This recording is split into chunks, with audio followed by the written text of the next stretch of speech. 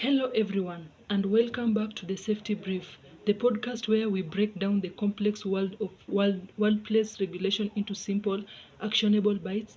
I'm Engineer Nifa. And I'm Sam. Today, we are tackling the big one, the four-letter acronym that every manager knows and every employee should know. That's right, OSHA, the Occupational Safety and Health Administration. Engineer Anifa, I think a lot of people hear OSHA and they immediately think of inspectors with clipboards looking for a reason to write a fine, but there is actually a lot more to it than that. Is it right? Absolutely. At its core, OSHA isn't about fines. It's about going home safe at the end of the day. Before 1970, workplace safety in the OSHA in USA was urgently the Wild West. We are talking about thousands of preventable deaths every year with every little oversight. So today we are going to cover exactly what OSHA is, what your rights are, whether you are the boss or the worker, and we'll even look at the top 10 list of things people get wrong. Let's get to work.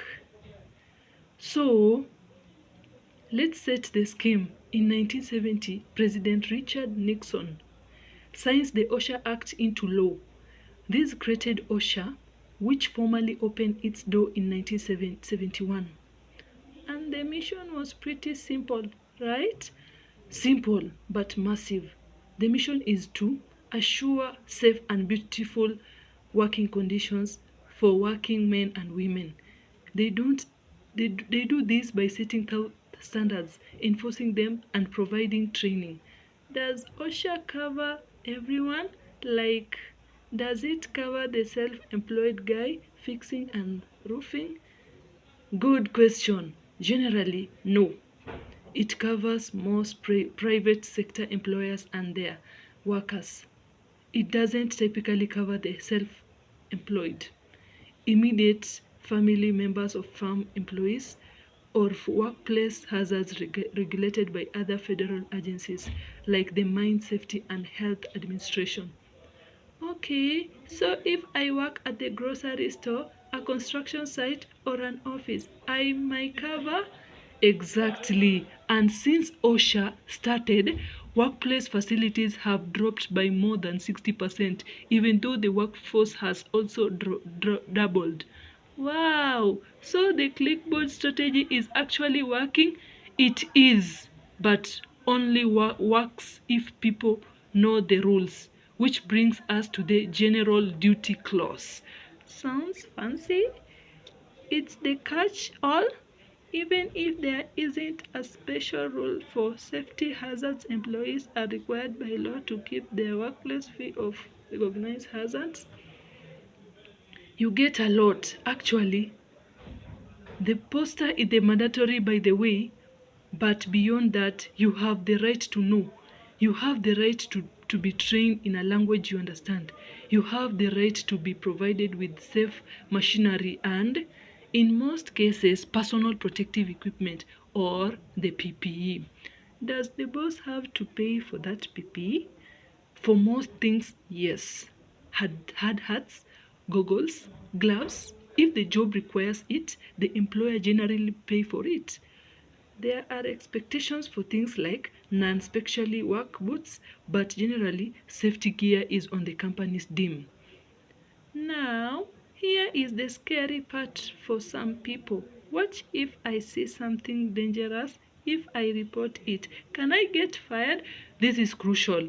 Sammy, you have the right to report an injury or raise a safety concern without fear of realization.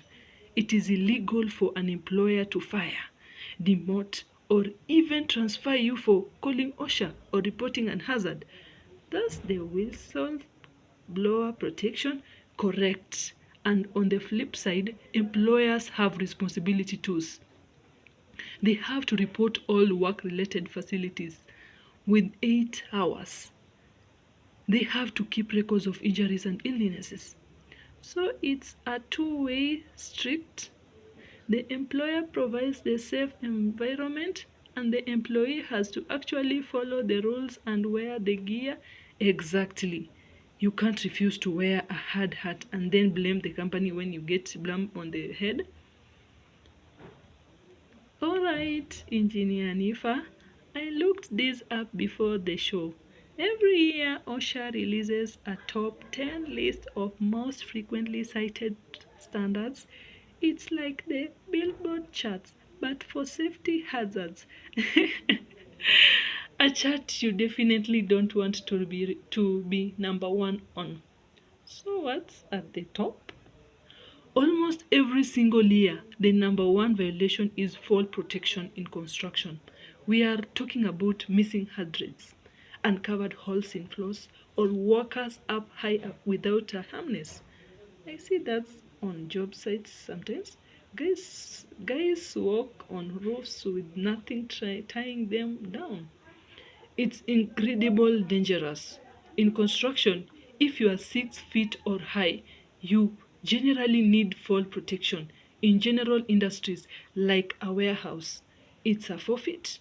What else is on the list? Number two is actually hazard communication or hazard com. Is that the chemical stuff?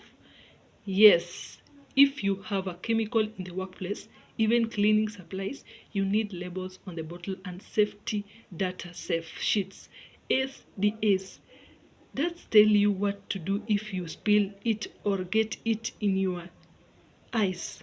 A lot of companies get fined because they put bleach in a generic spray bottle with no label. Guilty? I have definitely seen the mystery blue liquid bottle before. That's a violation. Or big ones on the list are ladders, using them incorrectly, respiratory protection, no fit testing mask, and lockout or tag out. Lockout or tag out? That's making sure a machine doesn't turn on while someone is fixing it, right? Precisely. It's a lateral lock that prevents the power from being switched on. If you skip that step and someone flicks a switch while your hand is in a gear, well, it's a catastrophe. So, let's say an inspector actually shows up. Do they walk kick the door down? No kicking doors. But they can show up announced. In fact, telling a company in advance that OSHA is coming is actually a crime in most cases.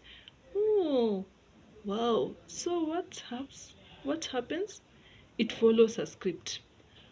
Number one, opening conference. The inspector explains why they are there. Number two, they walk around. They walk around. They walk the floor, usually with management rep and an employee rep. They look for hazards. Number three, closing conferences. They sit down and discuss what they found. And if they find something, they issue a citation. Fines can range from a few $1,000s for a serious violation up to $160,000. For a willful violation, that's where the employee knew it was wrong and did anything anywhere. So the takeaway here is OSHA. Rules aren't just paperwork, they are written in blood. Actually, because an accident happened in past that they want to prevent in the future. That's the best way to put it. Whether you are an employer or an employee, take 10 minutes today to look around your workspace. Is that exit sign lit? Is that ladder stable? Do you know where the safety data sheets are? A little a little attention prevents a big problem. Thanks for listening to the safety brief. Stay safe over there, everyone. Yes, stay safe and keep yourself healthy. Goodbye. See you next time. Your host Hanifa, engineer, the engineer, and I have my client Sami. Goodbye. Stay safe.